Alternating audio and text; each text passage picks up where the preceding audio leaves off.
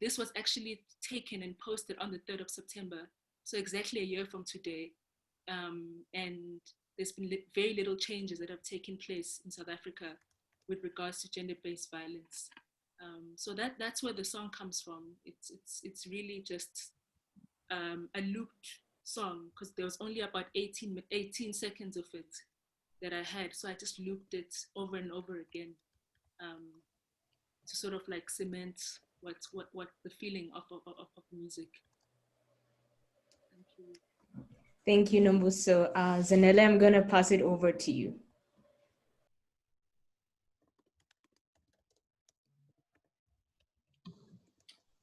Thank you, Nombuso. Hello, everyone, and welcome. I'll just be taking us through some house rules before we begin. I would like to start by mentioning that the session will be recorded, and it will also be live streamed on Facebook Live and YouTube Live. So if anyone has missed the session, it will also be uploaded there. They can watch it, or even if you want to rewatch the session, it will be on both platforms at the Feminist Republik on Facebook and YouTube. I would like to start by saying thank you everyone for taking the time to come and join us. And we ask that we please respect each other's privacy. Please do not take screenshots of anyone's screen or their camera when it's on. We would like to say that there is the English and French interpretation available for you. And so you'll see at the bottom of your screen, there is the interpretation icon. You can press that icon and choose either English or French, and please ensure to mute original audio. Even if you are listening to this session in English, please make sure that you mute original audio so that you don't hear the French interpretation as well. Other than that, we hope that you enjoyed this session, and thank you once again for joining us. I'll hand over to Melissa.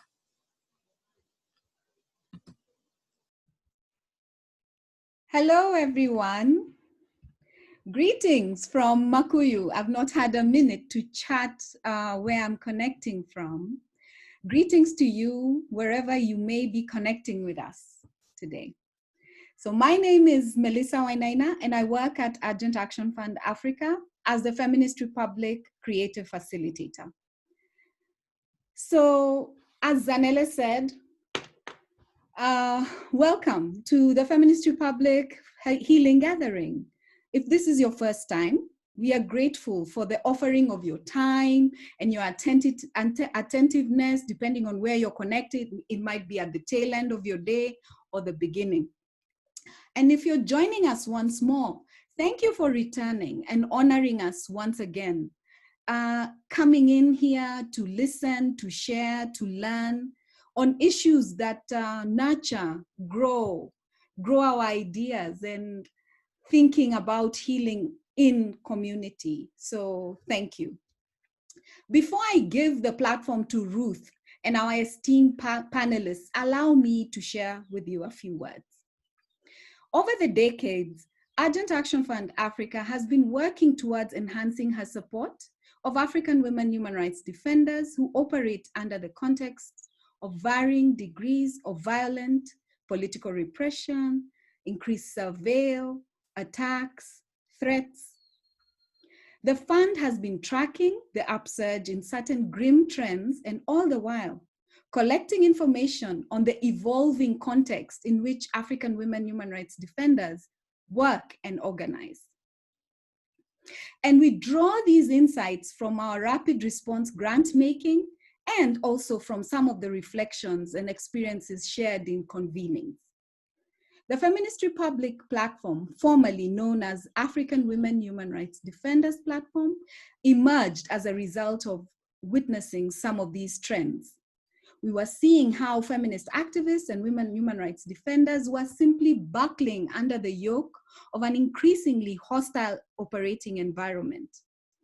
And so the platform really is a space for us to be able to relieve our wear and tear, our rusting, the erosion of our hearts, our minds, our bodies that come with activism, and, provide space for support, for rejuvenation. At the Feminist Republic, we provide holistic security, safety, and well-being, and collective care support for African women human rights defenders. Our approach is to be responsive, to co-create, to be innovative for soul restoration, healing, well-being, for the constituencies we serve, for you. We will be sharing some more correspondence which we'll send you after these webinars. But for now, I'm really grateful and excited for this feminist partnership and collaboration with the African Ecofeminists Collective. It really is an honor to have the occasion to tap into sharing and learning the collective homegrown wisdoms, the vast, profound ideas as we explore the journeys around self and collective care, all the while in a sense of community. We hope the sharings place you in a position where you begin and you start to recognize and acknowledge that we are all on a path of resisting and tending to the collective woundedness. And we might even start to experience something different, perhaps even healing. They say that healing is the return to the memories of wholeness. And healing is possible starting today by drawing our attention to the insights and the wisdom of the universe that encourage us to find and apply the appropriate tools to restore and reveal our true selves. Our true selves, once reconnected with the astuteness, the cleverness, the knowingness, the absolute intelligence of our minds, our bodies, our territories, which hopefully are no longer at odds with one another, those can shift into a powerful, unified being that awakens us to the rhythm of our reality. It keeps us connected to this reality without further harm to us, to each other, and to the environment. This is the epitomizing, the real embodiment of healing. So, who knows? Perhaps you today might initiate touching and tending the parts of ourselves that lay languid, drained of energy, the part that forgot for a while that it is inseparable from the universe.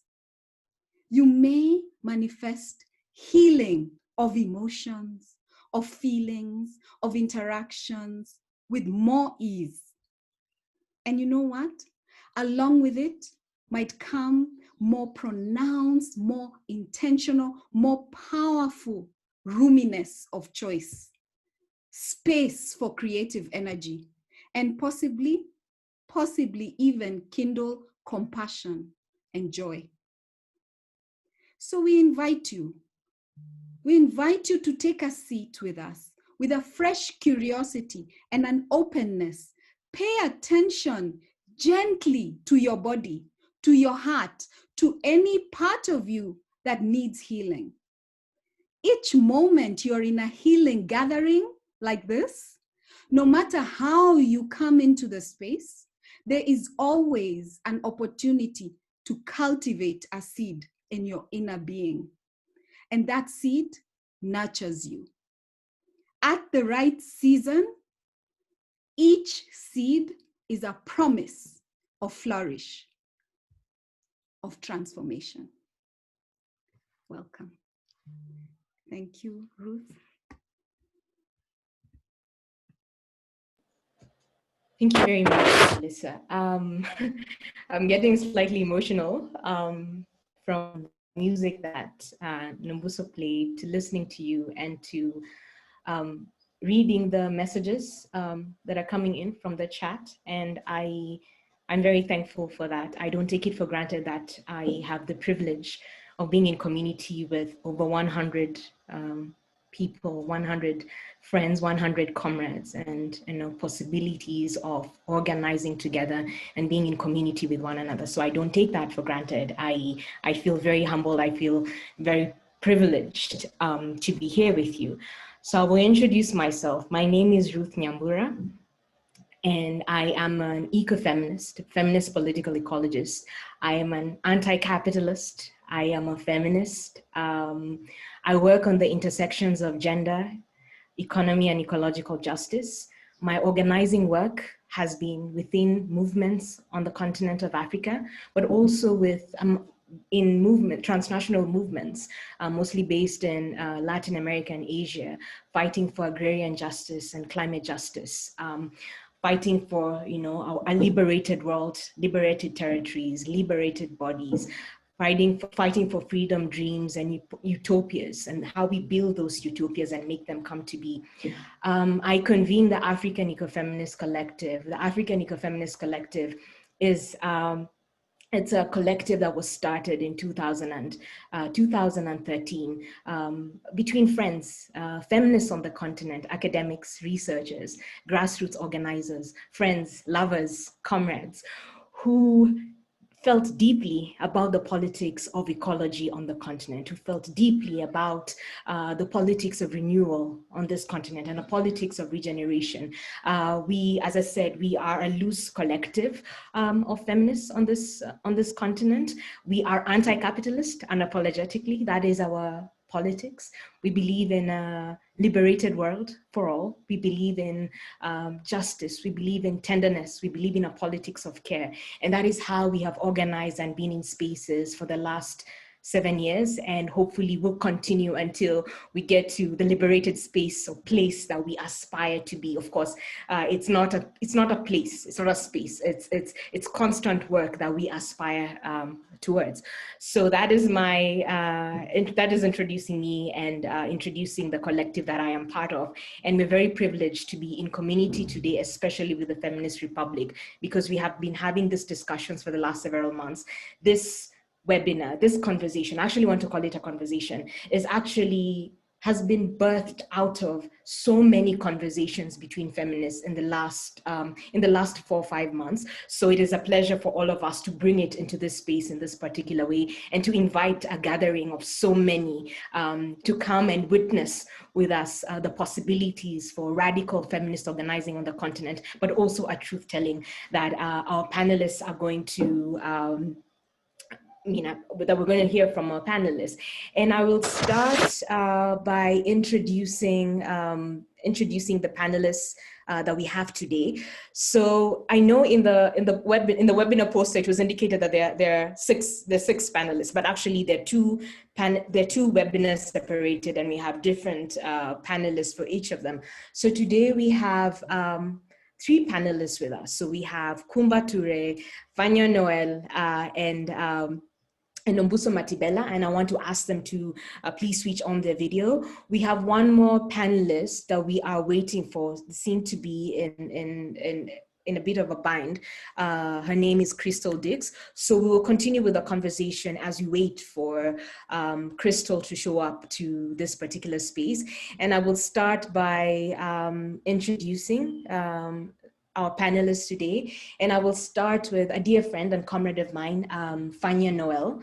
Fania is a Haitian-born French Afrofeminist organizer, thinker, and writer. She's an experienced organizer in grassroots movements against racism, specifically anti-Blackness and Black feminism in Europe, in France, and in Europe. I'm going to add that. In addition to being part of the Mossy Afrofeminist Collective. She's the co-creator of the Decolonial Summer Camp, a 5-day anti-racism training course in France. In 2004, she founded Besieged. I'm gonna do the English pronunciation. She founded Besieged in 2014, a political publishing project led by women, queer and trans people of color, and she's the publication director. In 2019, Fania published a book called Afro Community to Belong to Ourselves. And at the moment, the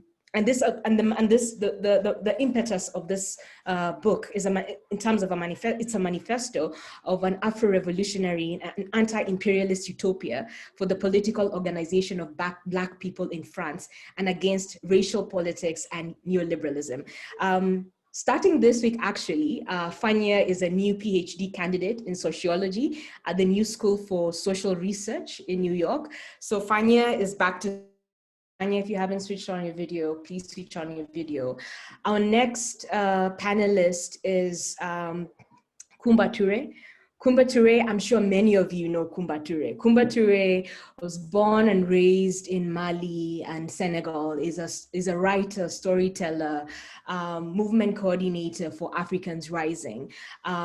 Kumba, has extensive experience in working transnationally, from, working with the 21st century youth leadership movement in Selma, Alabama, to the Youth for Environmental Sanity in Santa Cruz, California. Kumba is also a member of the African Feminist Forum and the Pa-Ang Collective.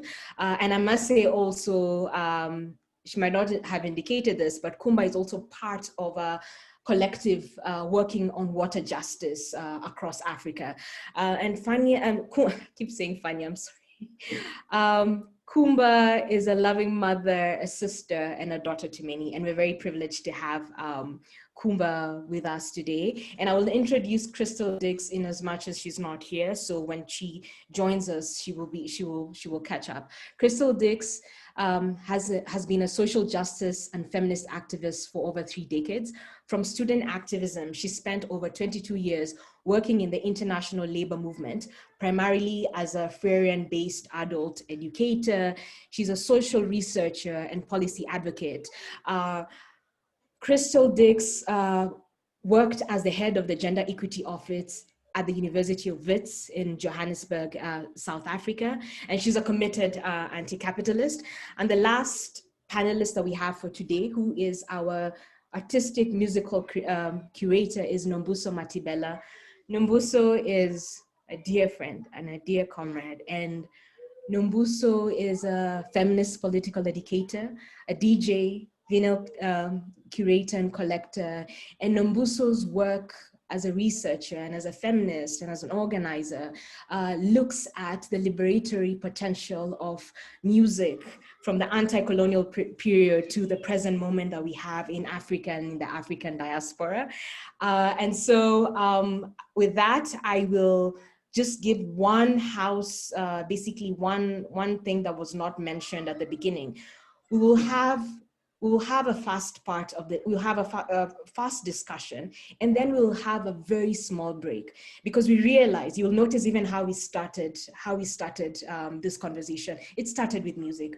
Very often we are not allowed to get into space with the fullness of who we are. It's 5:30 in Nairobi. I'm sure it's very late for most of you joining us, and would love if we had a place of care and tenderness. So after the first section of conversation with the panelists, we'll have a very small break for people to get water, to get a drink, to have a bathroom break, to sit and reflect, to look at the conversation in the chat, and also we'll listen to music that Nombuso will be playing. And at the very end of this conversation, Nombuso will have a longer set. So you are allowed to sit with us and listen to the very final set of Nombuso's music, because we believe that music is a tool for liberation. So we welcome you to be in this space with us.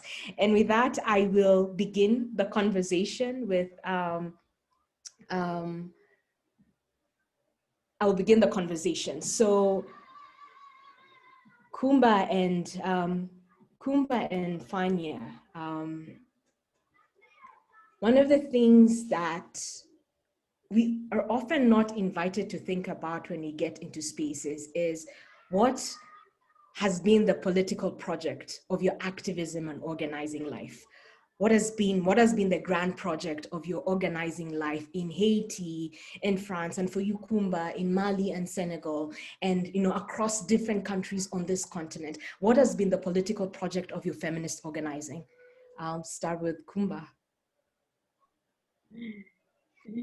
It's so great to be here and to see so many of these names and so many people from all over.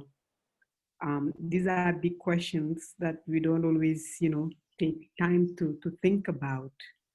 I want to say that we start small, and really in the beginning, there is no grand project.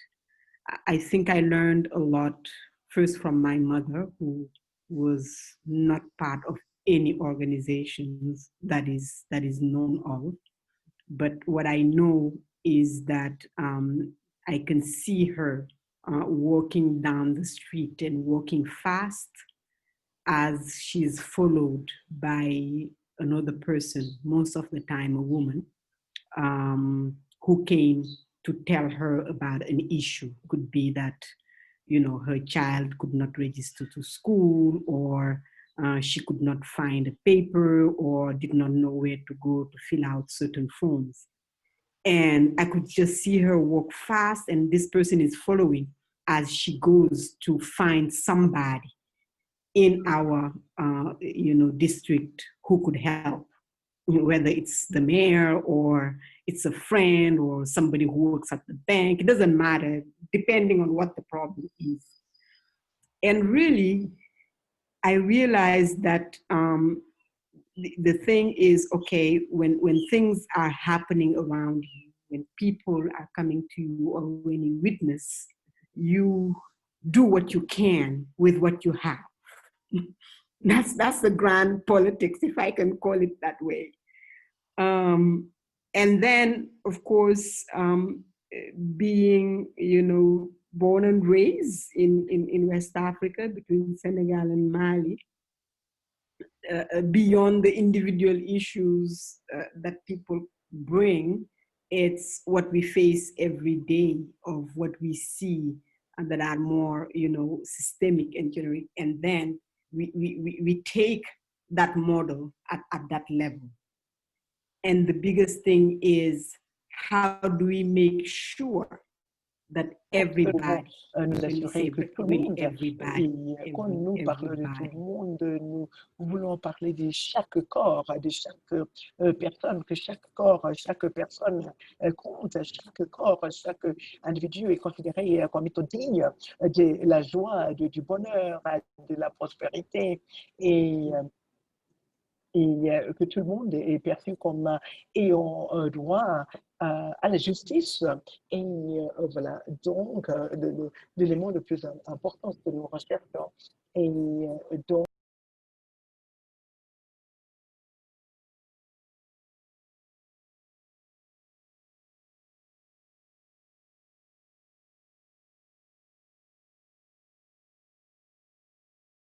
voilà ce qui met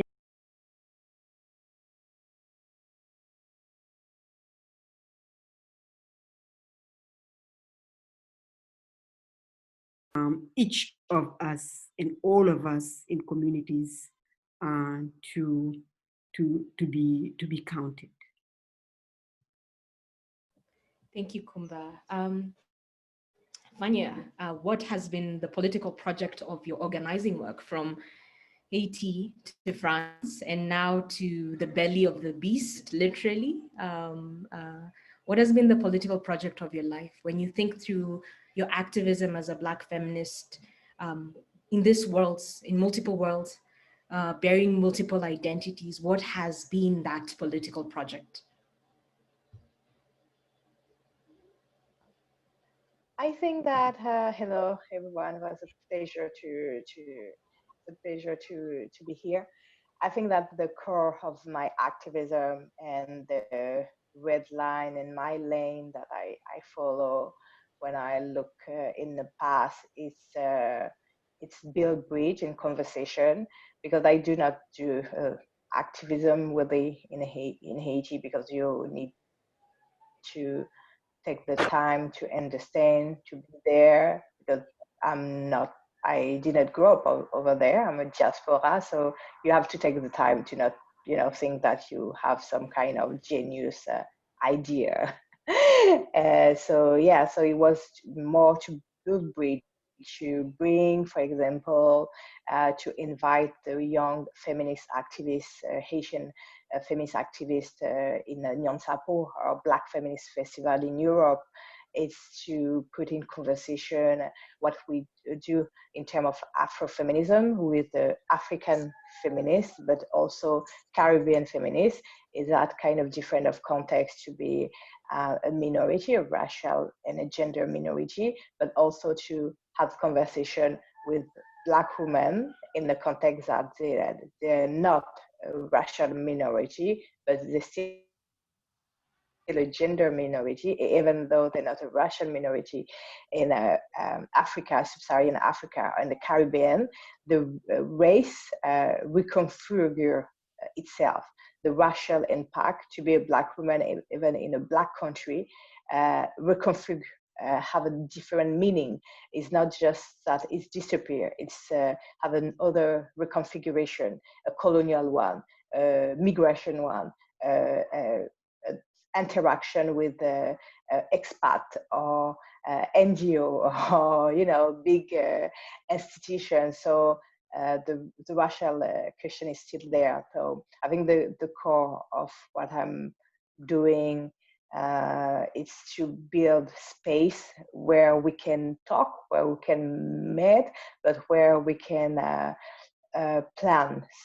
And plan is really important, where we, before organize, where we can define and plan what we want, what we are, what we want, where we can meet, and we can go, and how we can go over there in terms of globalization and transnational struggle, but in conversation. And I think it's something that I carry with me now that I'll be in the US, and it's different. It's in conversation in many ways. Well, what had happened in France in terms of racial minority, white supremacy, etc. But it's also in conversation in many ways of what had happened in the Caribbean and Latin American. Has the US has a really a neighbor really special when you from the Caribbean. So it's kind of this Black Atlantic conversation and the Africana conversation in Black feminism. So I think it's really the core of that is go beyond the conversation and planification, how we plan this global revolution with specificity, particularity, but also with what brings us in common as a Black woman from the global north, but also in Africa and in Caribbean, and what understanding that we have of that in terms of conversation with other type of feminism, but also in other kind of struggle inside our country, outside. So all the war that we have to face. Okay. Nombuso, what has been your grand political project? Thank you, Ruth. I mean, I think for me, my political project has always just been finding ways to be human, which is precisely the thing that I think we've been denied.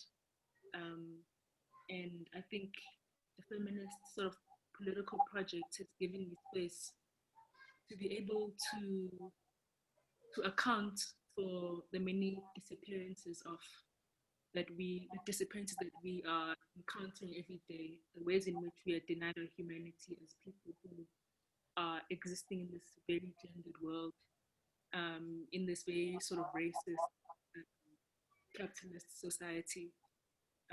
So I think if I would probably frame it out, I would say that continues to be my political project, finding ways to be more human. I think music has been one way of entering that conversation, simply because I find that in a lot of articulations from even pre-colonial articulations of music, and a period that I particularly really enjoy, which is the 60s, in both in Africa, the continent, and Africa as a non-geographical location, which is how I see it.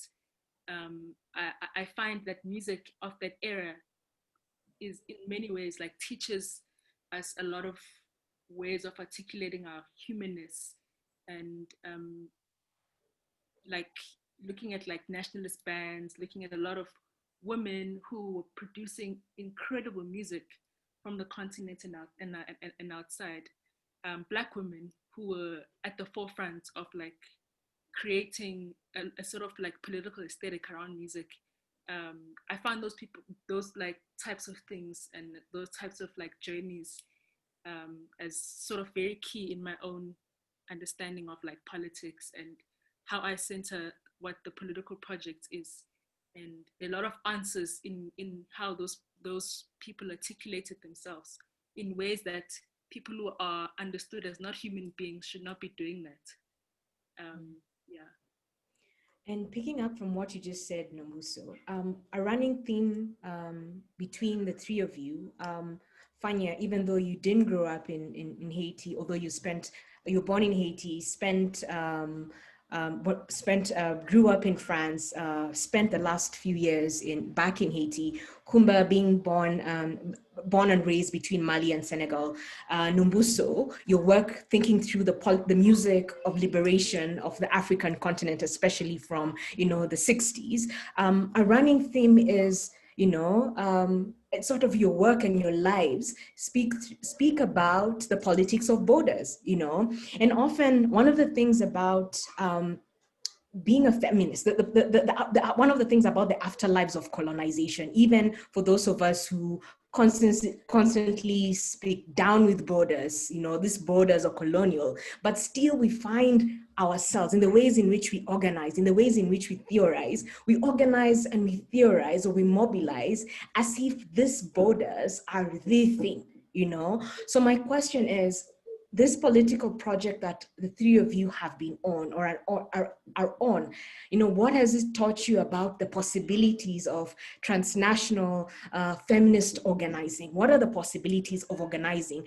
One, beyond the borders, not because they're not real, because if I try to get to South Africa right now, we have stories about how difficult it is to get to South Africa, for example, despite the fact that this is a continent that offered so much solidarity in very many ways for the liberation of South Africa. But we know that in as much as these borders, they are tangible and the material impacts are very, very real, we also speak a politics of the possibilities of transcending these borders and thinking about these borders in a fluid music, for example, transcends borders, right? Fanya, your work with Afro-feminists in France brings together Black feminists, African feminists from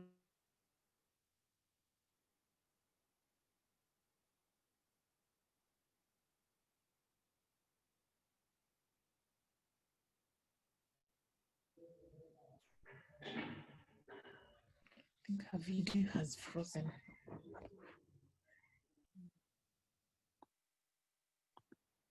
Yes, I think we've lost her for a minute, but I think we can keep moving and it get to the point she really wanted us to speak about also the politics of borders. I'll try to speak to that.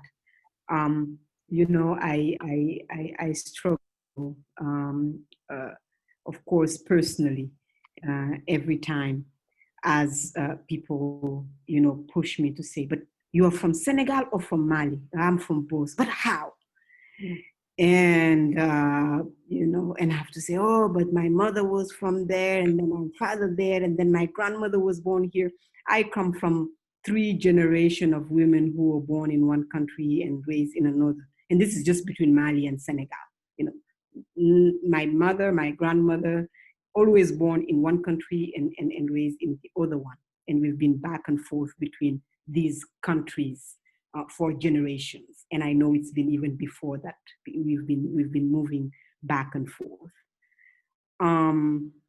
So yes, it's transpired also into my, into my politics, because it is my lived life and my experience, not only in my close family, but most of the people that I know around me who live in the community that I live in are, their bodies cross those borders, their families cross those borders, their work cross those borders, etc.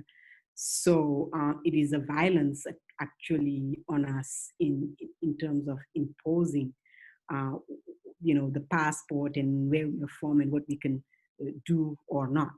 So, but what it teaches though, and I think it teaches this very early, is the possibilities, is the richness in and knowing that changes and even healing happen at intersections, not on the main, just on one straight way or road. It happens at the intersection.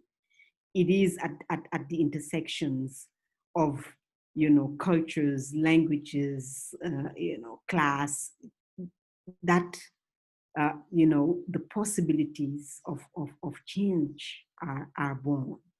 We experience it, I guess, physically, but then we transpose it in our organizing, because we know that it works, and that it's rich, that it's bring change, that it has potential for healing and potential for opening. We use those intersections that are in us, and to enrich our organizing. I see Ruth is back, but I'll let maybe I'm going to be very truthful and say that just before this call started, I actually had a conversation with someone, this construction in the building that I'm living in, and I begged them to not touch anything to do with electricity. And then, oh, it's back now, you see? So the joke is on me, but I'm not going to feel embarrassed, because I'm sure this has happened to so many people, but I'm not sure it has happened to the facilitator of the conversation. So I will not apologize. I will be like, well, this is a reality of where I stay and the world I live in. So thank you so much for having me back. So I will just finish the part of the what I was getting to. So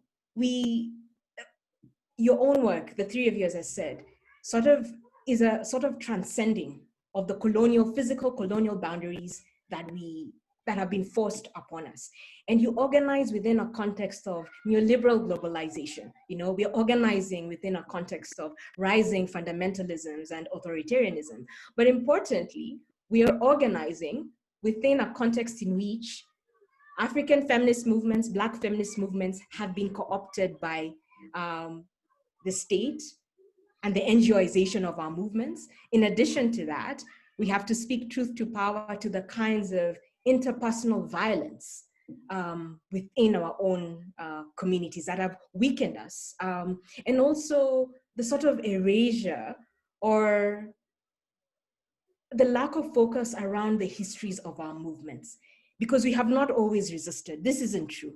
There have been times in which we have collaborated with the state, with particular institutions, in which we could have been more radical, but we chose not to be for a number of structural reasons. Obviously, this isn't a one-person failure. These are structural failures within different feminist movements. So when you think about the ways in which your work is situated transnationally, but also thinking about how capitalism doesn't operate within one country. NGOization of movements is not anything particular to Kenya or South Africa or Mali or France or Haiti.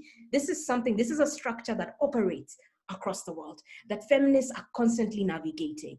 So how can you speak to that? How does your work speak to this particular realities and context that we find ourselves in?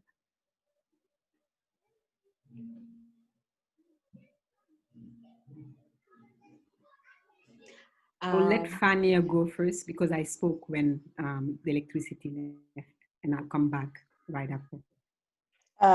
Me, I think that we try our best to do it so, but we can't resist the reality that often the time we have issue with visa, with crossing border to do that our comrade, sister be able to join an event, a panel, a protest. You face some kind of fear that or maybe your activism will be a challenge to this visa interview, to go to a certain place in certain moment. And also has a Black woman, a Black person, when you have visitation in certain kind of country, you have a lot of stress and anxiety because it's really violent and anti-Black in terms of, really anti-Black, outspoken anti-Black.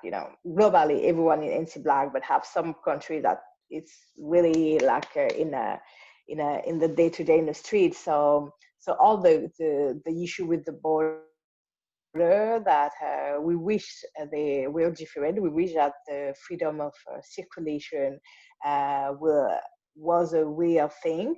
So even though some of us have the more freedom of circulation due to our passport, due to our citizenship, it's this freedom of circulation is sometimes constraint with the idea and the ideology you're talking to, because I know have some comrades that from US citizenship or European citizenship, but they can't get the right visa to go in other global North country because they targeted as political activists. So it's happened, and our major concern in terms of Black feminists, Afrofeminists in Europe is that the visa question, the border question, is one of the major issues to get in conversation in person. So now it's really strange to say that because we are in a COVID area. So in person, even though for people in the same country of view and in the same city, is not really possible with the social distancing and the COVID. But before, after COVID, I hope we'll have a time that we can meet in person.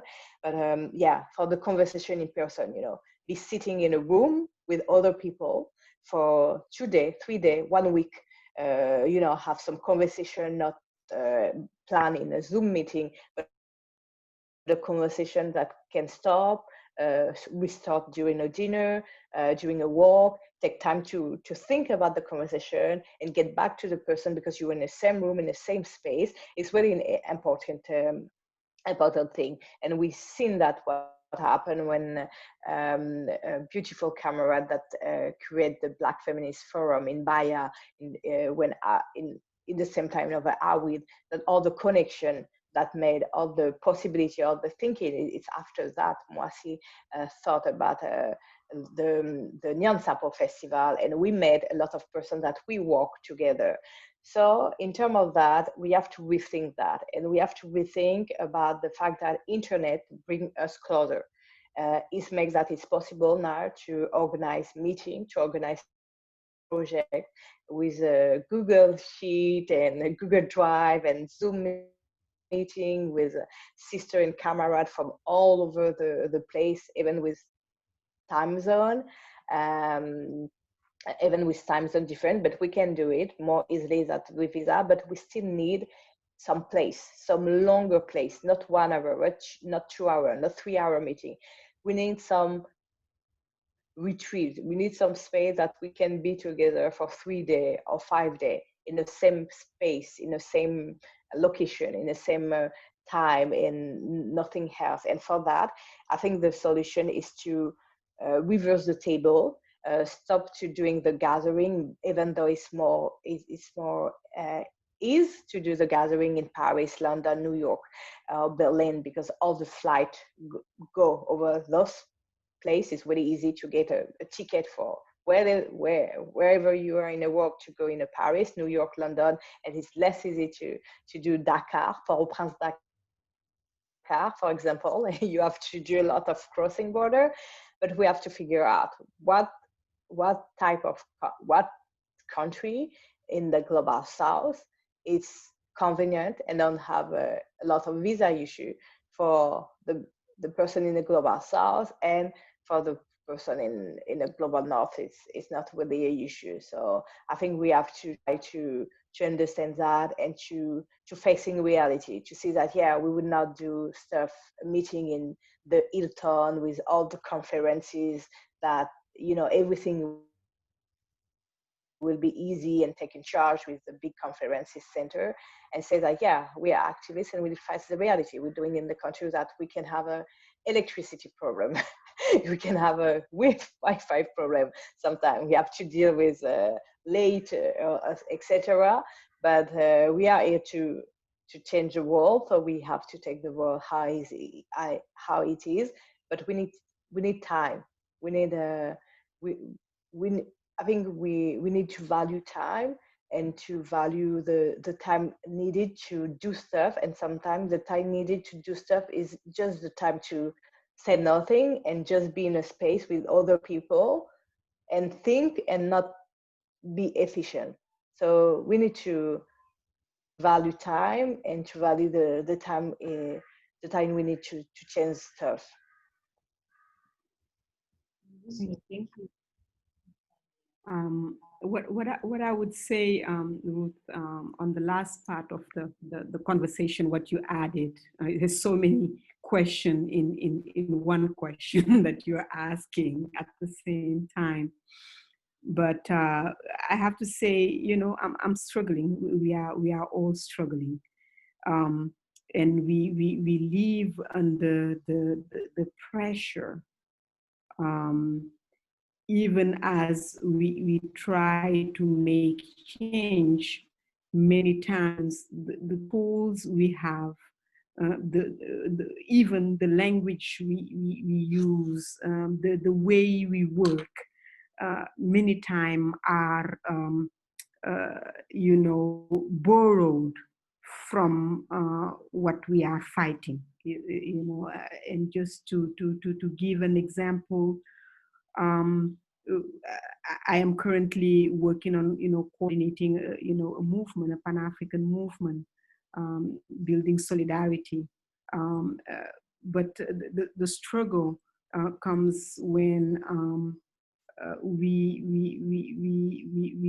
use tools and funding that comes from models that we are trying to subvert, and we find ourselves sometimes almost as if we lose, you know, we lose a track sometime of the goals and of what we are trying to do.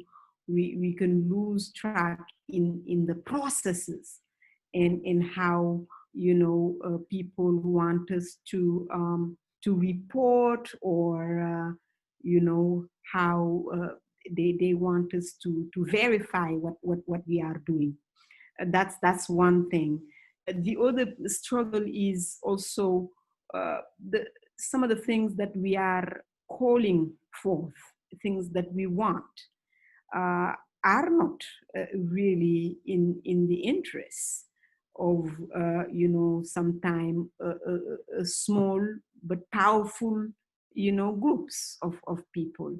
And there is a point where we are, I don't want to say we are lost, but I have to say I am stuck, you know, when it comes to, you know, violence, you know, and fundamentalism, and, you know, when someone denies you the right either to be who you are, or to think the way you want, or to express yourself, and is ready even to, you know, physically eliminate you for it, then we reach a border, and we have fears of also, you know, being hurt, or our families being hurt.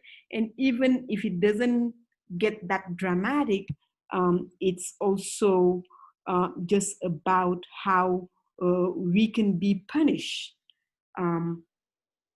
you know, for for it, for what we say, what we think, how we act, and how we challenge certain interests.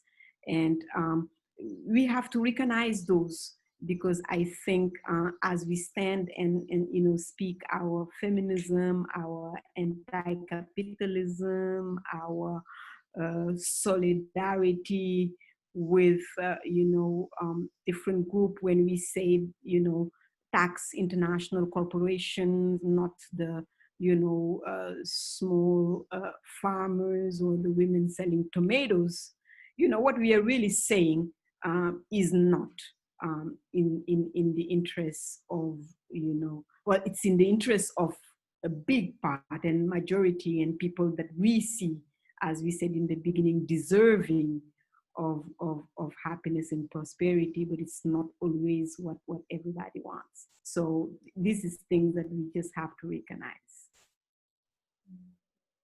Thank you, Kumba. Nambuso, being from South Africa, when you think about how when you started with a beautiful song at the beginning, and you explained the situation and the context, the femicide in South Africa, which, as you said, is South Africa might have extremely high levels of it, but the violence against women, against queer people, against trans people, against sex workers, gender non-conforming people, and binary people is global, right? And it brings us back as feminists, as organizers. It sort of brings us back to the fact that we are witnessing the manifestation of particular structures. So my question to you, but of course to Kumba and to Fanya also, how do we think through, the everyday lives that we live, our personal experiences as feminists, as women, as queer people, as farmers, as union workers, as teachers, as, whoever we are, right? How do we locate our personal experiences, our everyday lives within particular structures? How do we do that? How do we move away from a simply individualistic idea of what is happening, or individualistic ideas of freedom? Because it's not possible. We have to free all of us have to get free together ultimately, right? For us to be free. So how do we locate these daily experiences and manifestations of violence that Kumba has described, that you have described, that Fanya has described with regard to borders? How do we locate them firmly and squarely within the superstructures that exist? Capitalism, patriarchy, right? Ecocide, whichever superstructure it is. How do we speak a politics, a feminist politics that firmly locates the lives that we live, how we experience life and spaces within the structures? Hey Ruth, thank you for that. Right, sorry, my mother was just in the room. Yeah, she just came back from work now.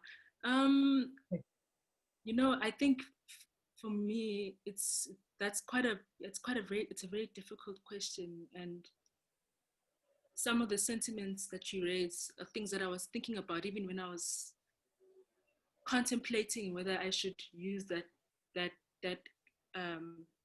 song as an introduction to this, because there's always this sort of fear on my side of not feeding into the spectacle, the spectacle that we see when young Black boys are dying in America or in Brazil, in South Africa, or anywhere in the world where there are Black people, there's violence, and anywhere in the world where there are queer, non-binary Black women all over the world, there is that spectacle of violence.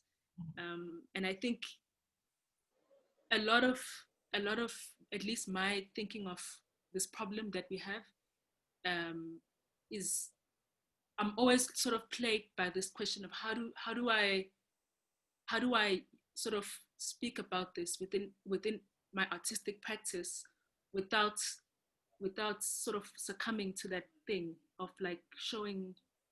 just focusing on death and focusing on violence. And I think for me, the only way that question is answered is through through movement building, through political organizing. But what I'm finding in South Africa right now is that a lot of us are feeling quite paralyzed. Yes, there are a lot of organizations, a lot of movements who've been doing a lot of this work for decades.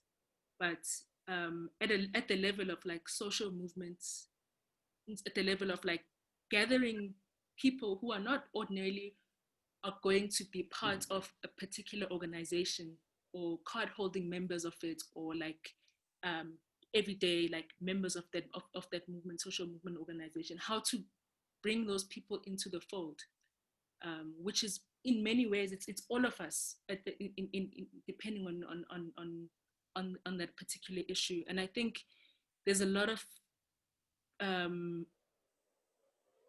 I wouldn't say confusion, but we're facing a moment where people are quite unsure how to respond to a situation where the state here has decided that, in fact, they will not comment on the issue.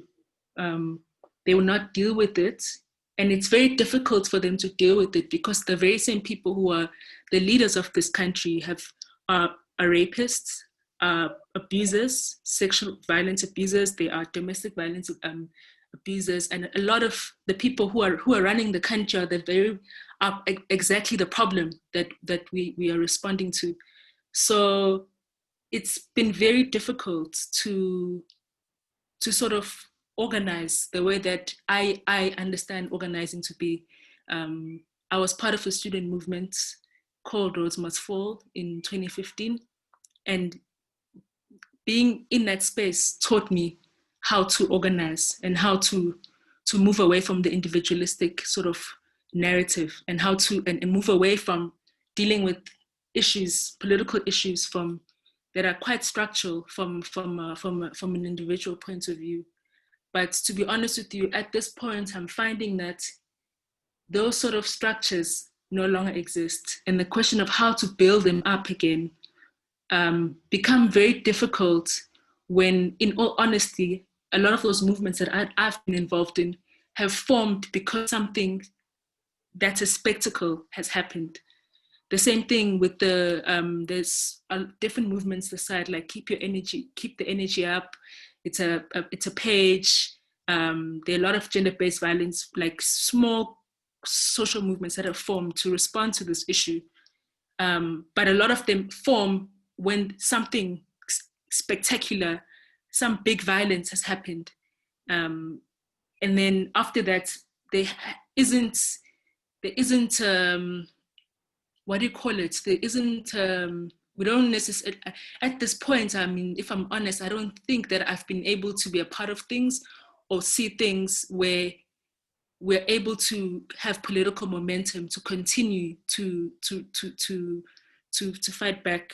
Even as a student, the movement fell apart because of our inability to deal with our internal contradictions that are also reproduced by the very system of white supremacy, anti-capitalism, and patriarchy.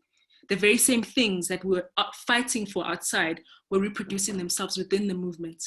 And that's, I think, the question of those types of our inability to deal with those moments have made it very difficult to organize outside of the personal, outside of the individual. I don't know if I'm answering your question, but I think for me, it's quite a difficult, it's a very difficult yet important provocation, I'd say. Before I move on to Fanya, again, another running thing between you and Kumba is,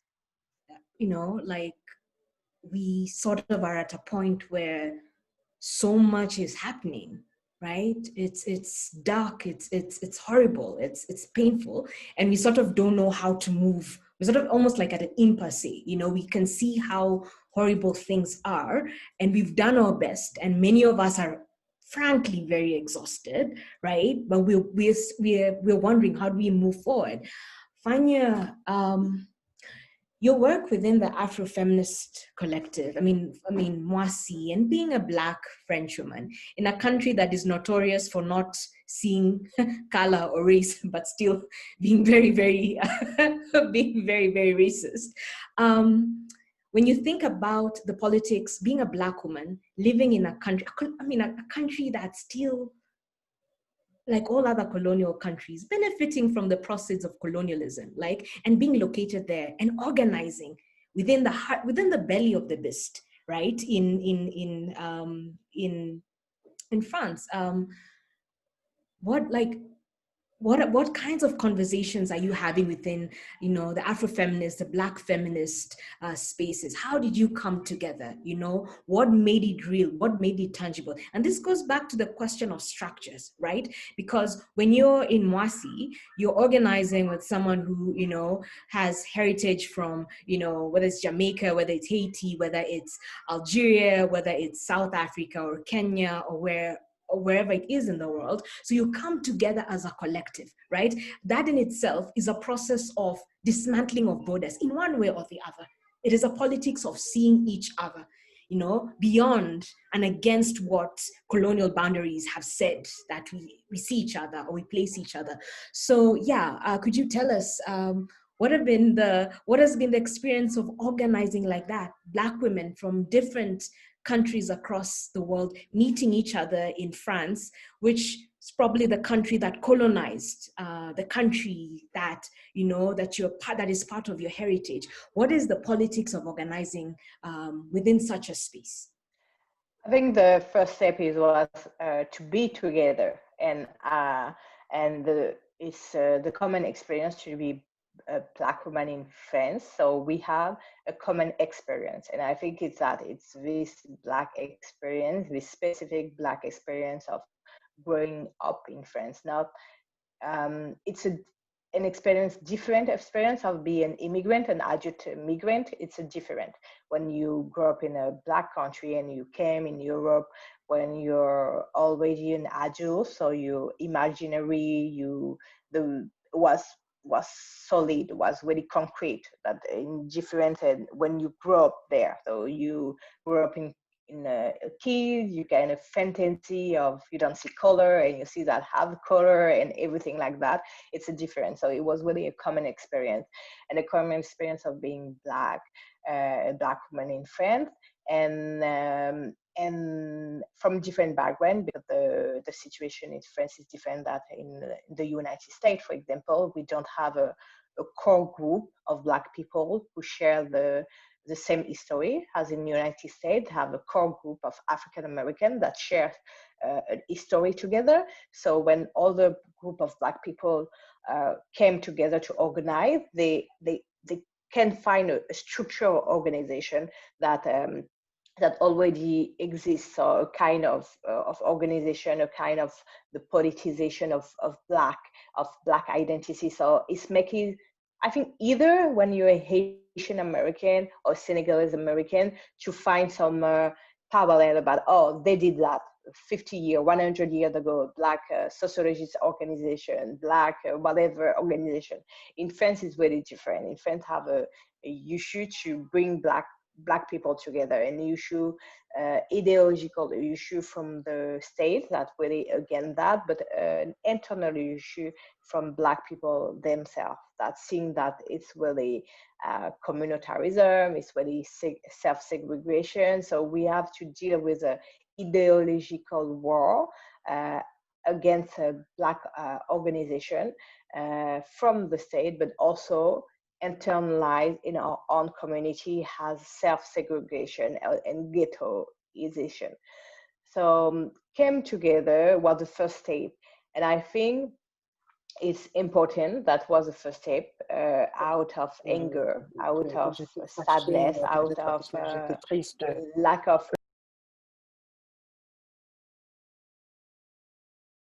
We have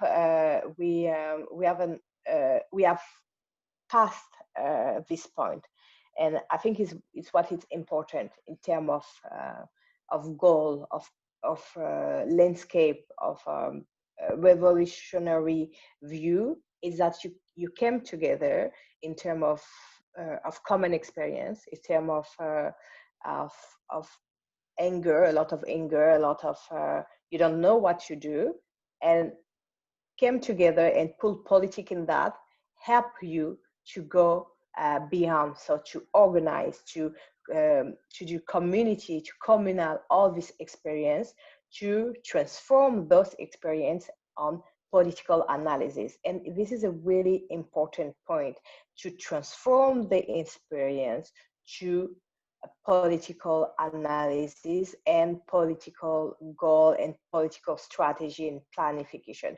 Because if you stay in this stage of just anger and just, oh, we come together, we are sad, we experience racism, misogynoir, sexism, xenophobia, etc., inside of the community, outside of the community, and just you sit together and you just stay in this stage. This is not politics. It's just a T group of depressed people, and have with no depressed people, with no therapist. So it's really the worst. So it's no point of that. But when you come together and say, I live that, you live that, you live that too, but in different kind of way, because you don't have the same citizenship of me, or you live that in the different kind of way because you don't have the same sexual orientation of me. We live all that. We live different type of that in function that we are not in the same part of the diaspora, from West African or East African is different. How we can find a political goal, strategy, and planification together. And this is the major point of generalization. We come together out of individual experience, put that individual experience together, help transform those individual experience in a political analysis based on our own experience and in all understanding of the balance of power, of the domination, of the white supremacy, capitalism, heteropatriarchy. And with all this knowledge, with practice, with theoretical, we transform that in a political point of view, but also in a political program and action, and we transform our political stand in action. And we believe that because of all we see, all we live, and we think that the goal is to dismantle this system, and for that we center marginal Black people, and for that we capitalism, even it's a Black capitalism, and it's for that we believe in an analysis of materialism, analysis of a condition of living of people, and not just based on the feeling or on the individual.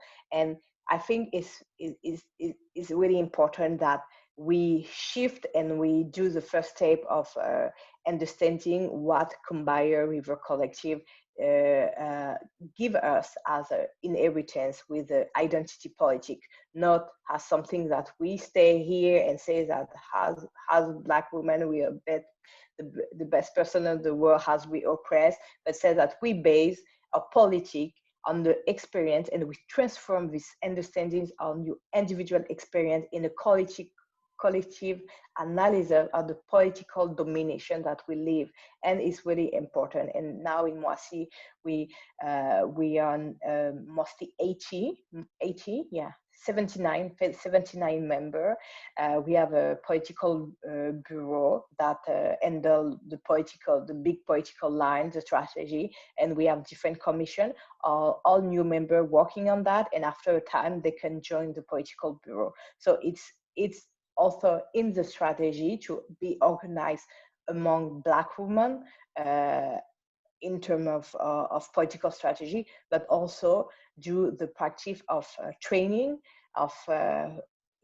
for knowledge, for practice, and also do a lot of ground working activism. So it's all that. We start as a small group of people that was looking for a space to breathe, and we transfer this space for us to breathe, a breathing political space to thinking utopia, Black utopia, Black feminist utopia. And I think it's the transformation that every political group have to do, to not just be a group of people, but to be a group that want to transform the world. And when we in this path to transform the world, we accept the fact that it might be violent, it might be hard, it might be depressing, but and it's definitely not safe. So we accept that because we think that what we have to gain is bigger than just the little space. So we go out this little space of breathing because we know that fighting will allow us to have all the space to breathe, not just a little one. Thank you so much. Thank you. And I'm going to summarize very quickly because I want us to go on a very quick break, a water break. We have finished the very first part, and I know at the very beginning, I actually wanted to talk about why the theme is beyond survival, beyond resistance, weaving a politics of regeneration. But when we come back from the break, I will start with why that was said, not because survival or resistance is not important. To summarize, the very last points that you've made, and start with Fania. Fania, you've actually answered the question that I was going to ask later. How we transform, how we use identity, in its radical political organizing form.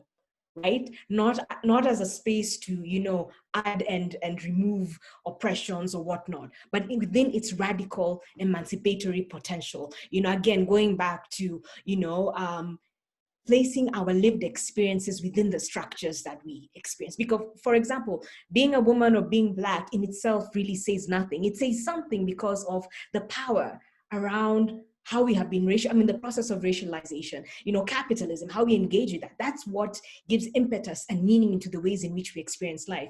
Nombuso spoken very clearly about, actually, Nombuso and Kumba have really explored the kind of difficulties we have around organizing and solidarity. Even what does solidarity mean, especially in this particular moment? So for those of us, for example, who are anti-capitalist, what does solidarity mean for us, who see a world in which we understand and we realize that capitalism, a capitalist system, cannot value human life, any human life, right? It's a race to the bottom for the majority of us. So that has been the very first part of this conversation, sort of going into the history of our work and organizing.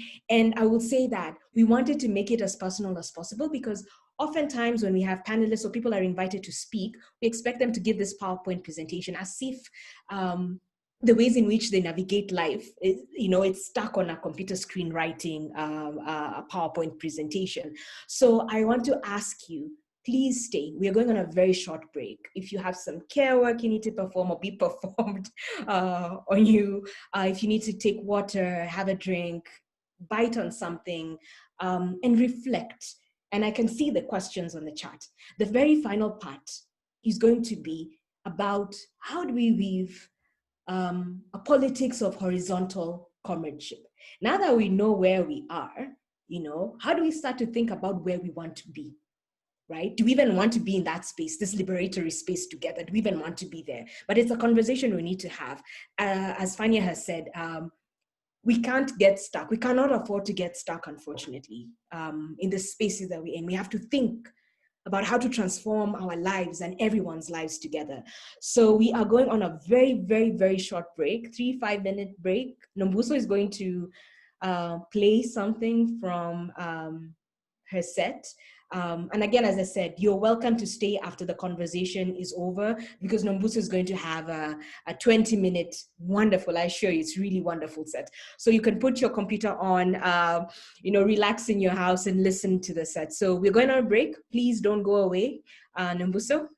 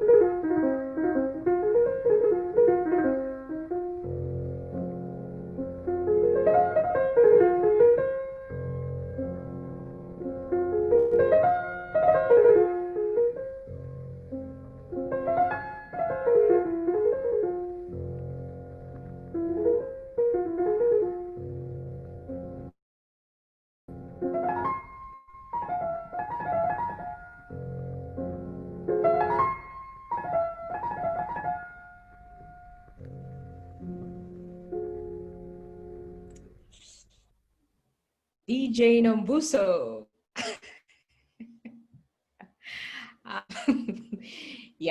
In between making people cry, actual cry, reminding others of childhood in Addis, we're very thankful, very, very thankful for you. And I must say for us, this was very intentional to do it this way, because we imagined if we had been in physical community with one another, how would we have had this discussion in a tender way, in a way that's filling? We'd probably have had food. I mean, we go back to, the kitchen table discussions, which is a feminist tradition in every single sense, not just because we learned from this from the Combahee River Collective. When we think about our mothers, for example, how they speak to one another, how they would discuss things, over food, over tea, right? Over very, a culture of love and tenderness. And that was important for us.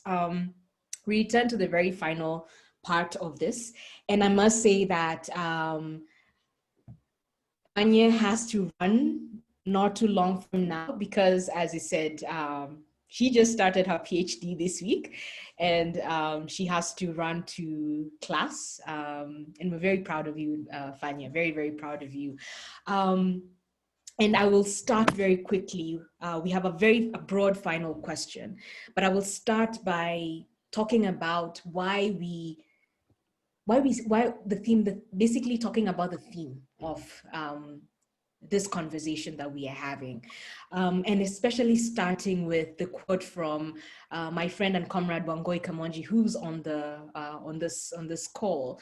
I don't want to resist, I want to subvert. The idea behind this conversation that we're having was, we are as African feminists, as Black feminists, we constantly find ourselves in a space where we have to resist, or where we have to survive because of the structures that we find ourselves in, right? And we wanted to think about the possibilities of doing resistance work, the possibilities of doing survival work from a place of tenderness and care. How do we create structures of resistance? How do we create structures in which we have to survive the present world that we're in, but structures that give us enough strength to move and to build and to ultimately imagine and co-create the liberated worlds that we want to be part of? So that is why we have the theme beyond resistance, beyond survival, not because we don't resist, we don't survive, but because we want to think more radically about a politics of resistance and a politics of survival. And this first conversation allows us to think about the context in which we survive, the context in which we resist. And next week's conversation with Wangoi Kamonji and Moshibudi Motimele, who I've also seen on the chat, will be that, a conversation of how do we do a politics of regeneration? How do we envision those utopias? How do we build worlds of care? How do we continue to speak truth and dialogue across difference, as we've been taught by Audre Lorde, for example, in ways that don't destroy us, right? Even as we speak these radical truths, that we speak radical truths in ways that take us to where we need to go, not as a politics of destruction, right? Not as a politics of, I am better than you, right? How do we build that world? Because we're in urgent need of that within our spaces. So that was the theme. That is the idea behind beyond resistance, beyond survival, weaving, the art of weaving, because we're going to weave collectively, a politics of regeneration. And we don't do this assuming that African feminists necessarily have the same politics. Oh my goodness, no. We don't come from that particular space. That's why even the politics of co-creating that world has to be grounded in very difficult conversations of well, where are you going? Are we going to the very same place? Actually, right? We don't have any ideas that we necessarily share the same ideas of liberation, or even face struggles in the very particular, in similar ways. We don't have ideas, but we believe that ultimately I believe that those who are on this call, at least, so the people listening here, share a politics of we want to be free, we want to get free. We are starting from that premise. And with that, we're willing to host a space where we can have a dialogue that perhaps continues. And I know these are dialogues that so many of us are having. This is not the only space, but we're hoping to offer one more space for this particular kinds of radical truth-telling, but also, and importantly, radical truths that build the infrastructure. I see Pumi has written that. Structures or infrastructure? Structures or infrastructure, Pumi? I think both. You need the infrastructure to build a structure. Is it semantics? So someone will respond to Pumi, or I'll respond to her later. But yeah, how do we do that? How do we change? We're not interested in merely changing policies. We're interested in changing the system. We're not interested in doing reform work. That's not what these conversations are about. We're interested in radically changing ourselves and changing the system. So we're not interested in one or two policy formulations. No. That's ultimately, that's not our goal. We're interested in completely changing the world and changing ourselves. So with that, I will start the very final part, and I will let Fania speak at first, because I know that she has to go very soon. Based out of the conversations that we have had in the first part, how can we think more critically about horizontal comradeship? You know, and one of the things that I constantly wrestle with, you know, and this is something that Fania has basically spoke about, especially when she talked about Combahee River Collective and how they thought about the politics of identity. So how can we move to a politics of horizontal comradeship, you know, beyond essentialist notions of identity or biological alliances? You know, how do we foreground political alliances and collaborations? How do we co-create communities of resistance? I know that is a mouthful, but in short, I'm asking, how do we radically build a horizontal politics of comradeship and political alliances, like our alliances formed in deep radical politics? So I will start with Fania. I think that the core issue here is that the fact that we have to poetic first and after the horizontality. And I think the major issue and the major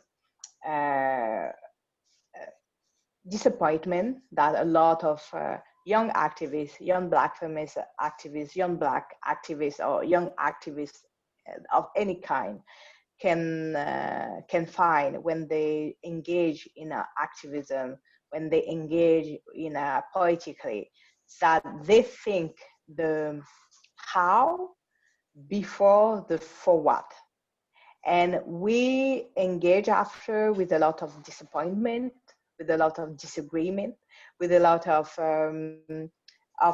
situation that is translated into that can feel like violence, like antagonism, because we didn't think before the political stand, the political family, the political praxis,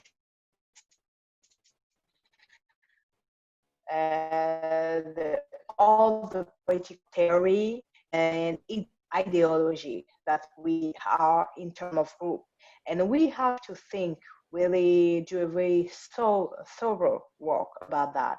Think about the ideology. Think about what we are in terms of ideology, that we can handle antagonism, we can handle conflict, we can handle disappointment about people, about how people interact in a space, in a political space, in a project, in reference, in reference of political ideology, not like some kind of, you know, a Bible that never change and it's like historic and it never change in time, but something like it's help us to guide and be really aware that why we are here together.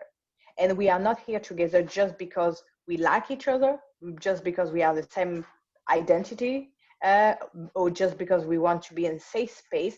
We are here because we commit to a political goal, to a political utopia.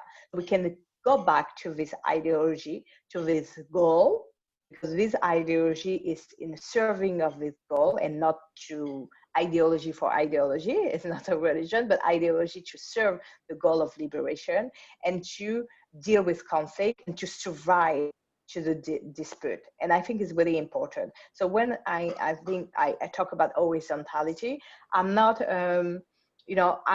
I think that is not the only way of organizing that is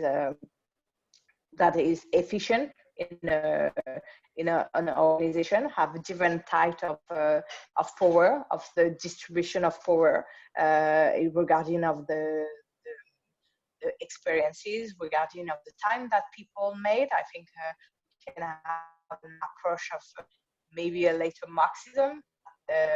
The work belong to people that work. So it makes that if you work to something, we all the owner of the work we are doing. So we have to work for that and have some transitions. You can say, oh, you have power, but the power is linked with a lot of responsibility, and the responsibility, as we have a clear goal, all the community can help you in front of those goals, and it's a kind of organization of political bureau centralization. So I'm not really dogmatic about that, about horizontality of organization of power, but I'm really sure that the distribution of power and resources have to be equal, but not in terms of position. I don't think that the position can be held for a lifetime, etc. But I think it will be lying to ourselves to not see that any kind of organization, even though it's labeled like an horizontal organization, you have a power dynamic that not just, and I said power dynamic not in negative way, not in say that it's domination dynamic, but in power dynamic that it's linked with people. The people have extrovert, so people have see that more charismatic, or people are more good in certain stuff of way. So even if you say, oh, it's horizontal, everyone is the same, you will have this dynamic of some people, when they talk, make more engage more people than other people. And the political structure, the ideology, the political praxis, the political goal are here to balance that, to balance. So even though you have a really charismatic person, this person can be can go against what we decide has our goal to be together in this space, in this political space. So this is important to think political organization in a really, really practical way of the realization, because we tend to be really in a political moral position that we think about politics without the material condition of its application. So we can think a lot of organization, utopic organization, without conflict, without power dynamic, without never any kind of problem, just really good people with really stable, really have a even in terms of mood, with every day of the year you have the same mood. You never go wrong. You never yell on people because you're happy and you're stable, and everyone is like that. We can think about that, but it doesn't exist. It doesn't exist. So we have to think the political strategies, the political organization linked to this very material condition of application in the world where people have issue, in the world that we're dealing with human. So every kind of community make good kind of human. other kind of human that less good, but it still deserve dignity. A human with kind of capacity that different than other. So we have to think the political organization in the really material application, and not just in the what is good and in moral point. We have to think that we will have to do this revolution, the change of the system with the sexist, the homophobic, the transphobic part of the people of our community, with this ugly uncle of us that we hate. We have to think how we would deal in some point with all of that. And it's important because I think it's a Congo proverb that say it doesn't exist a discharge, a trash discharge for human being. So we have to find a way to deal with all kind of stuff that may happen when you put more than one human being in a place to discuss about something. And even when you're alone with yourself, it's kind of a lot of antagonism and fight within your own head. So I just let you imagine with 2 people, 3 people, 50, 100, 1,000, 1 million. Thank you so much, Fania. And I will summarize what you've said very quickly. And I'll start with a quote by Amilcar Cabral. It's just based on what you said, that we can't just think about the lives we live and our politics from just a moral, good or right, bad or evil. We have to think about the material implications of the lives of. So, Cabral quote, to paraphrase, he says that, Amilcar Cabral says that people are not fighting for the things in your head. Ultimately, they're fighting for food, for shelter, the very tangible material things, which of course are influenced by the kinds of politics we choose to follow, but we have to maintain materialist politics. Fania, I'm sad that you're leaving, but I understand why you need to leave. Just maybe give a final remark to everyone. Thank you, everyone. Thank you to take time to listen a bit of me. And thank you, Kumba Toure and Nomboso. Kumba Toure, I follow your work from far.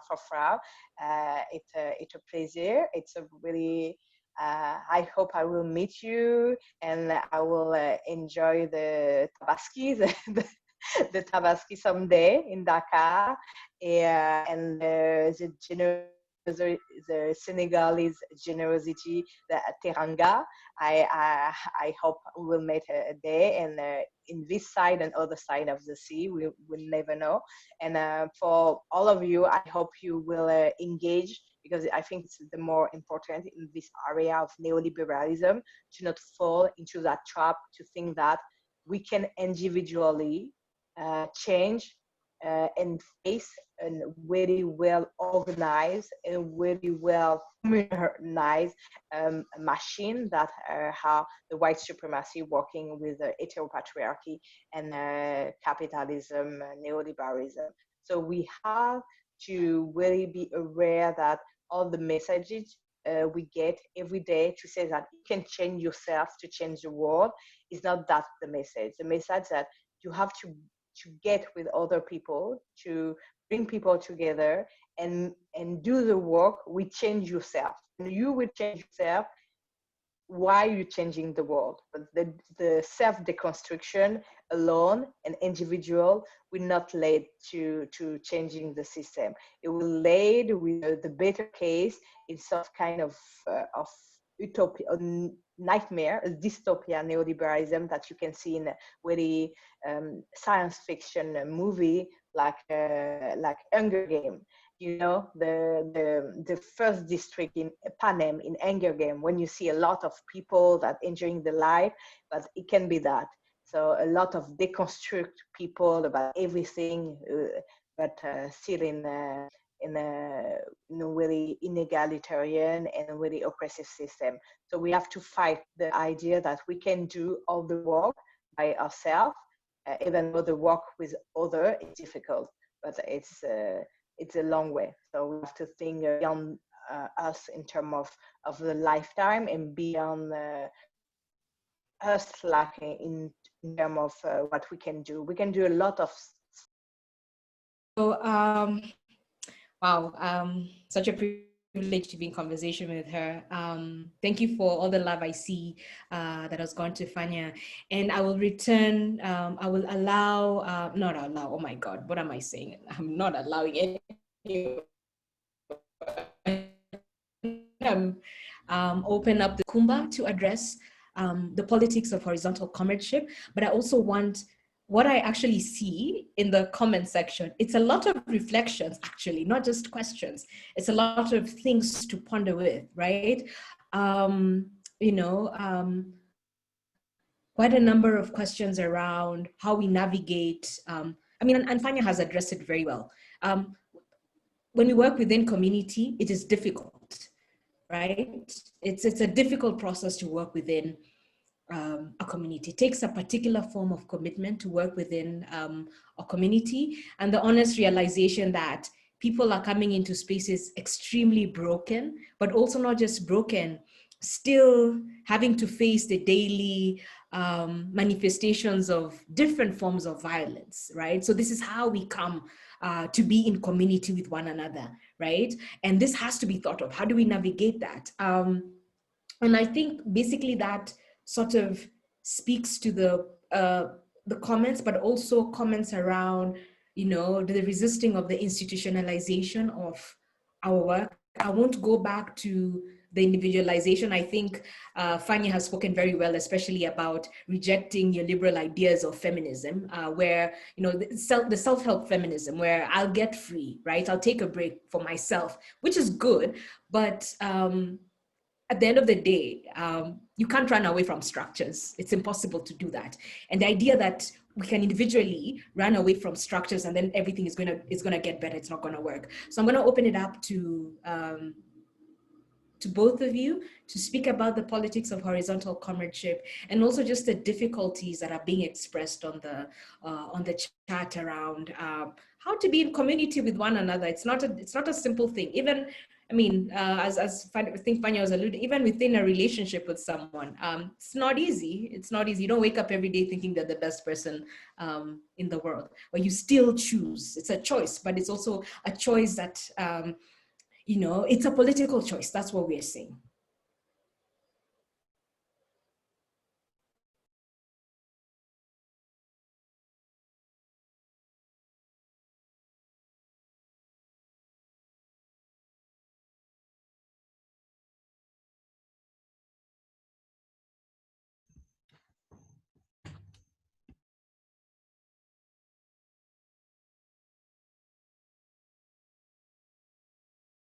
What the words, brings to me is, that, we are tired of surviving. As women, as Black people, we just want, we want to be alive and we want to be, thriving. And it is true that, too many of our people are barely surviving, and it's painful and it's violent. To me, poverty is violent, and we're tired of, microcredits for women, and we're tired just of survival, and we need something else. We need people to excel, to be in joy, to live in abundance, and we don't want less than that for women, for Black people, for Africans, everywhere. On resistance, I am now of, kind of subverting, some of that also in terms of the language and the understanding of it, in telling and speaking that we are not the resistance. Our way are the ways of life. Life is about interdependence. It's about cooperation, reciprocity. This is the way, and this is what we are, asking for. So they are the resistance. It is, those who are inhuman, who are resisting the natural ways of life. And most people, would want, to build, to collaborate, to be with each other. So we have to flip it and to say that we are the majority of the people of this world, women, poor people, Black people, people of color, whatever you call us. We are the majority, and our way and the way that we are struggling for are the ways, the natural ways, and they are the resistance to it: the slavery, colonialism, capitalism, violence, and so on, are resisting the joy of the world. Now, in terms of how we work, and I look at every day. Again, I am saying that many times it is the tools that we use that are violent already on us. So it is hard to build serious comradeship when we have certain structures of working that we follow, that we think that the best way to go about things is to take each other to a court or a judgment, or I don't know, or if it is our extracting the maximum of work or efficiency out of our people, when our tool is about how to make sure that we justify and make sure that every dollars count for the best. Then we forget the who we are and the human that we are working and organizing with or for. So we are lost again on the way. Like what we look for in the end, we have to at least see the seeds in the process and in the ways that we go towards it. Even if it's not perfect, at least we need to strive to it. We need to be able to challenge ourselves and each other about it. This is, that the struggle is also with ourselves and with each other to keep each other human on the way to building justice and humanity. Thank you so much, Kumba. Nombuso, as we're almost at the final of this part. Please stick around. I insist, or we insist. So we'll listen to Nombuso, and then we'll conclude it, and then we will listen to Nombuso's final set. I assure you it's really good. And also, yeah, okay, no, go on, Nombuso. Go on, Nombuso. You're on mute. Thank you. I just want to probably just pick up from Kumba's last line about like holding each other accountable to our own humanity. I guess it's my own sort of paraphrase of that. I think for me, that's really, I think that's the fault line in a lot of ways of my own like involvement in like politics and activism, is that one of the key things that have made it difficult to have this sort of horizontal relationship, which is so key to like organizing. The very thing that prevents it, that's been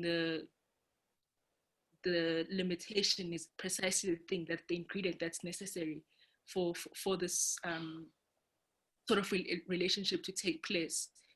For me, there's this culture of like canceling people.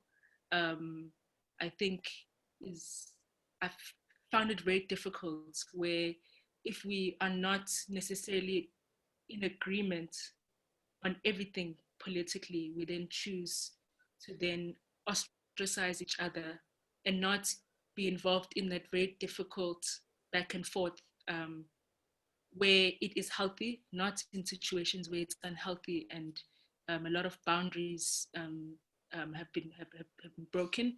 But I find that like we're not able to manage our contradictions, and I think one of the key things for me, at least what I've learned, is that that ability to manage those contradictions as something that is ongoing, that it's never going to end. And so long as we live as human beings and we live in a system that has created so much distance amongst us as people.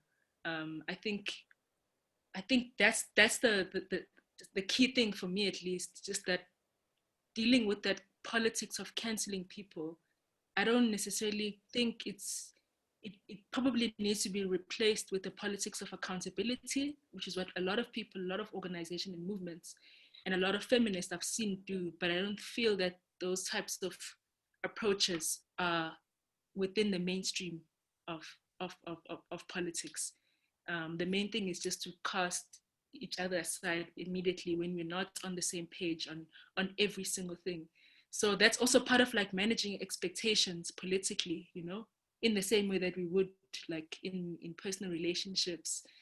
I think that's very, very key, because I've seen like the ways in which like identity politics have been used to sort of work against us, where it becomes a sort of political moralist space where who is the most correct person and who is the most this and that. And there are these tiers where an analysis of our oppression has now been used against us to flip and say that actually the question of who's a subaltern, who can speak, becomes like the most important thing, and we move away from, we're distracted from the very structures that we're trying to subvert in whatever form or however we find ourselves. Like, so I think for me, it's just understanding that contradictions are part and parcel of being human, no matter which system or whichever world that we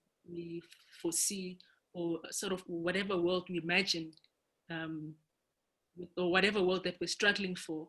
Those contradictions will always be there, simply because we come into spaces with so many things, so many baggages, and so many experiences that inform our reality and also inform how we move forward. We can't remove those things. And I find that, at least in my early involvement in politics, I had this very utopian idea of like, you know, I'm gonna walk into a movement, I'm gonna meet people who are like-minded to the T. And I had to learn that actually like-minded to the T, but there will be differences here and there. And the question is, how do we how we respond to those conversations or those antagonisms, those provocations in organizing, in maybe and how we deal with specific matters. That for me is where like politics like becomes successful, not the end thing, the end result in itself. And I think that's where a lot of like sort of like radical right-wing like energies, that's where they kill us as the sort of left feminist spaces. So, and that's just really been my experience, and the things that I've also observed, and things that I've also like experiences I've heard from all the feminists and organizers, and it's just like the same patterns, you know, but they play out in different ways. So when they come to you, it doesn't look like the same problem that you were being briefed about like a year ago. You're like, oh damn, this is the exact same thing. It's just coming to me in a different language, but it operates in the same destructful manner. So yeah. Thank you so much. Thank you so much to both of you. I'm gonna just ask you to maybe close final remarks from both of you, but I do want to respond to something that you said about cancel culture. I can see the comments. Very insightful comments also. One of the things we don't have time to engage in that conversation right now, but I'll be very honest.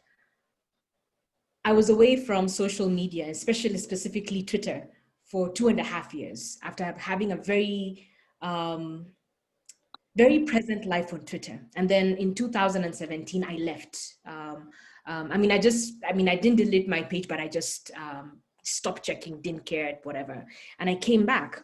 One thing I will say, sometimes I see conversation, not that the social media space is not real, it's absolutely real. I mean, I exist in that space. All of us exist in that space. All of us are online right now. It is a real space. But one of the things that I think about in terms of how, in some ways, some of the conversations or some of the articulations of particular things on social media or particular spaces online do become very removed from particular realities on the ground. And of course, I use on the ground very carefully because I don't want to create particular binaries or but, and I think about the term cancel culture, for example, especially this discussion. I think when I came back to Twitter, I think 3 months ago, there was this, big uproar from basically right-wing, right-wing, very privileged people saying they're being canceled, when the reality people were saying that, you say a lot of nonsense, or what you say is very meaningful in very many ways, and we refuse to platform you, right? So I do understand how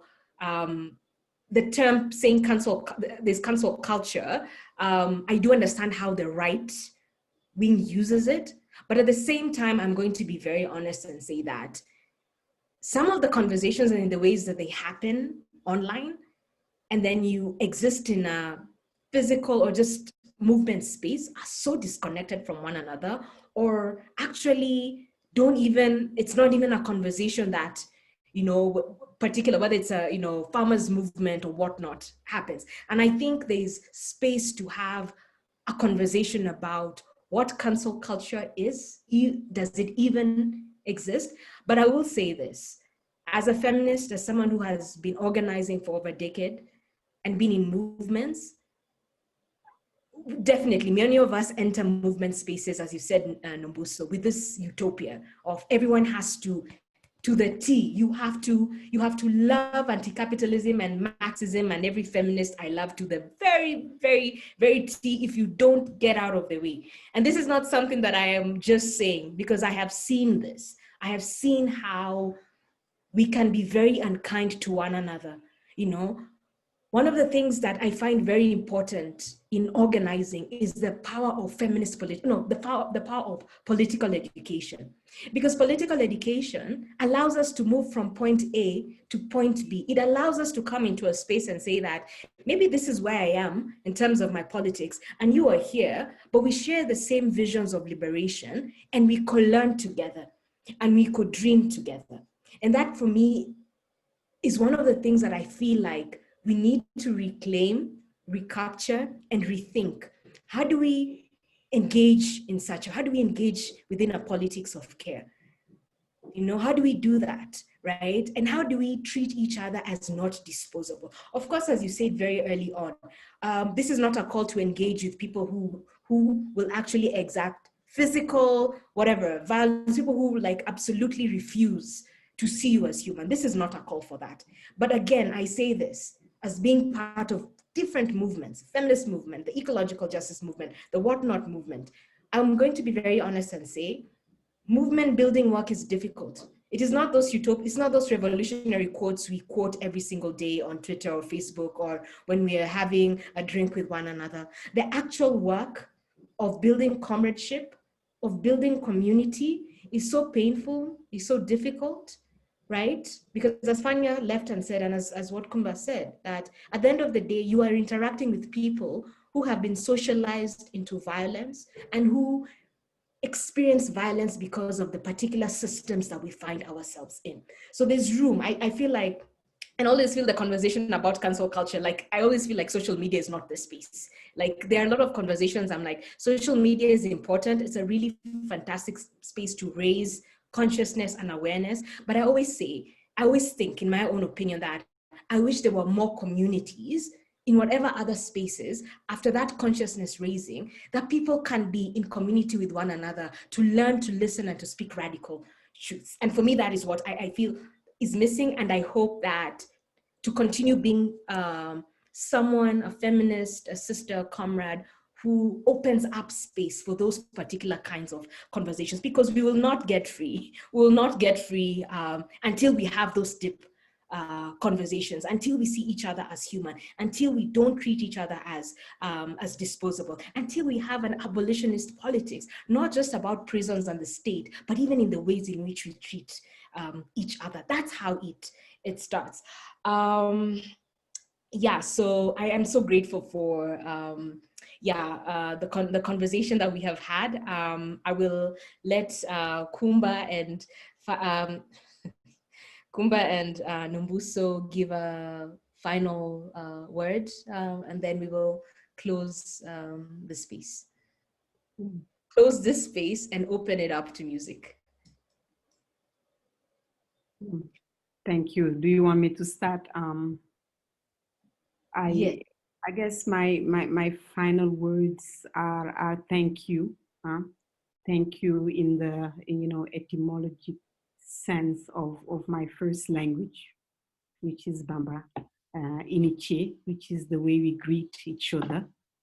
You meet people, you say thank you, and you say thank you because you come from farmers' culture, where as you pass by, you are the one to greet first, and as you greet, you say thank you, because you know that no one can eat everything they grow in a small community. So you know that that person is working for you in one way or another, because you might eat, or someone connected to you will eat it.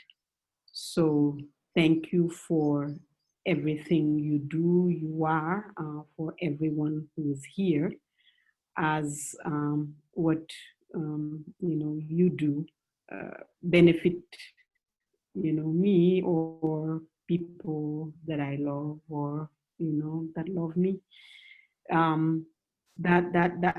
Those are my word, and I invite you to, of course, join our movements, all of these movements, to ask, to challenge the whole world to recognize us as human beings. Again, going back to where we started, deserving, joy and prosperity, because this is the real question. It's been too many hundreds of years that we are, discarded as Blacks, as women, as people from different genders or non-conforming, and we are here to figure out that, to reclaim our humanity, and we need to make sure we can inspire more and more people to join us, and we find ways to do that, and we create avenues for people to find us, whether it's through art or it's other forms of organizing. We want our bodies to be free, free from all prisons, but also just free from the tyrannies of different ways in which we are socialized to be ashamed or not able to use them the way we see fit, and we know that we have to grow seeds, you know, it's like planting. Everything we want to see in the future bloom, we have to seed it today. And our best and most fertile soil are, you know, our children, you know, so our lullabies, you know, maybe songs of freedoms, and that we plant now, you know, the seeds of what we want to see in the future. And these are my, you know, words for, and, you know, thanking you again. Thank you, and thank you in Bama, Inichi, Aunichi. Thank you so much, Kumba. Nambuso? Yeah, I mean, I also like to say thank you for having me in this space, and thank you for coming into this Zoom conversation. And I was saying to Ruth the other day, like probably like a weeks leading up to this, that for me, it's been such an honor to even think that something like this would be possible.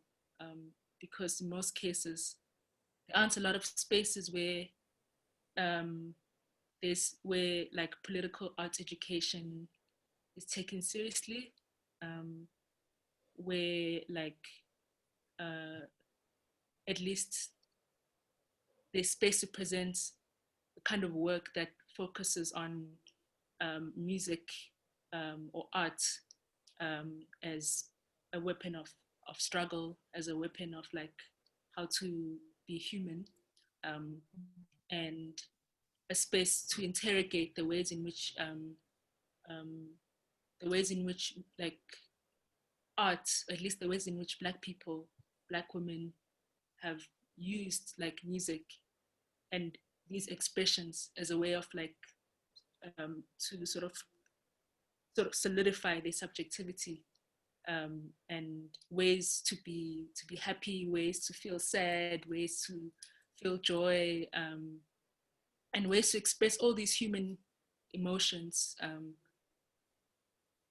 There hasn't been a lot of spaces where the kind of work that I'm interested in and the kind of work that a lot of people that I work with can share music, music from all over the continent, and and the diaspora. And I'm saying this in South Africa, in a country that is extremely self-obsessed, downright to the arts.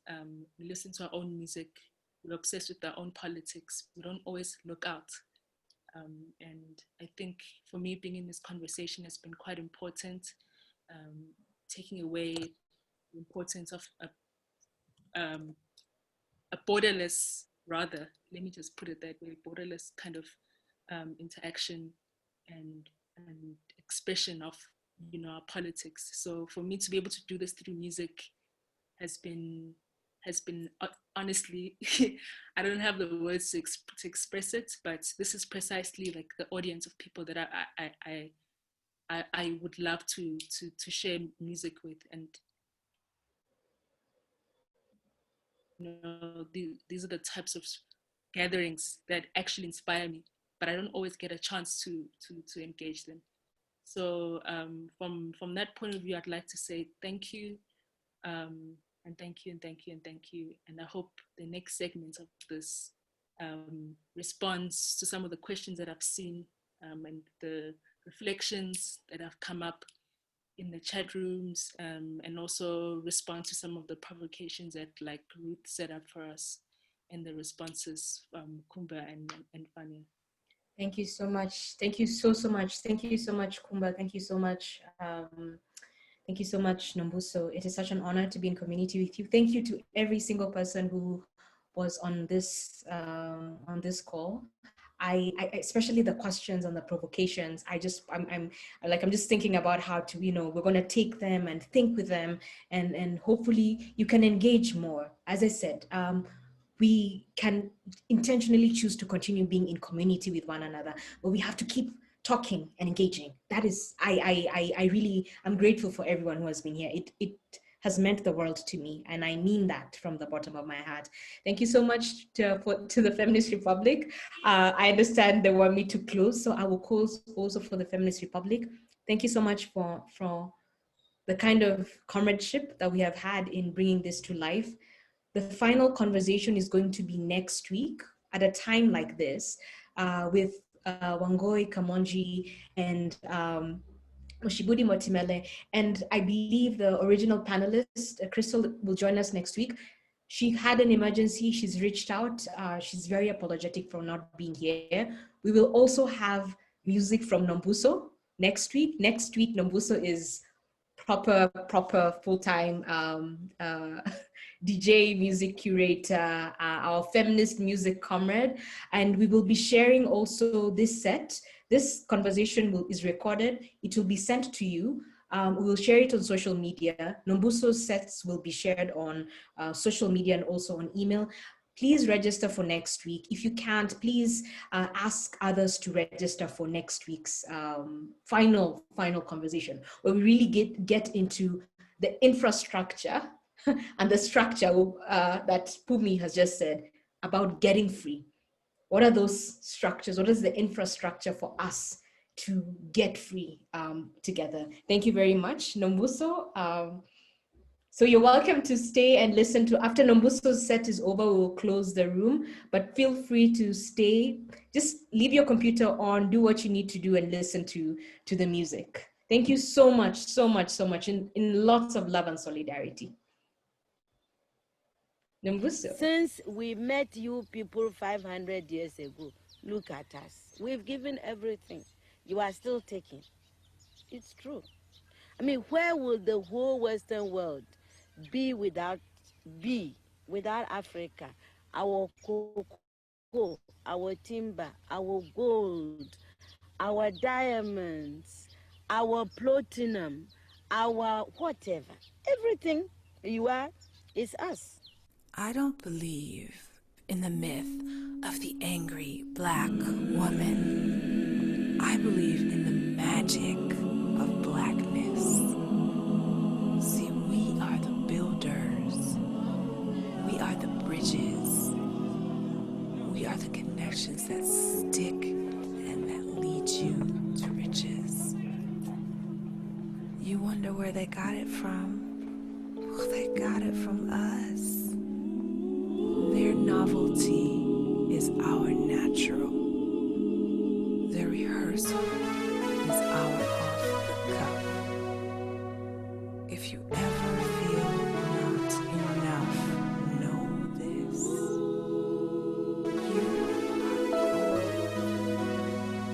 You are rubies. You are diamonds. Little black girl, you are exalted.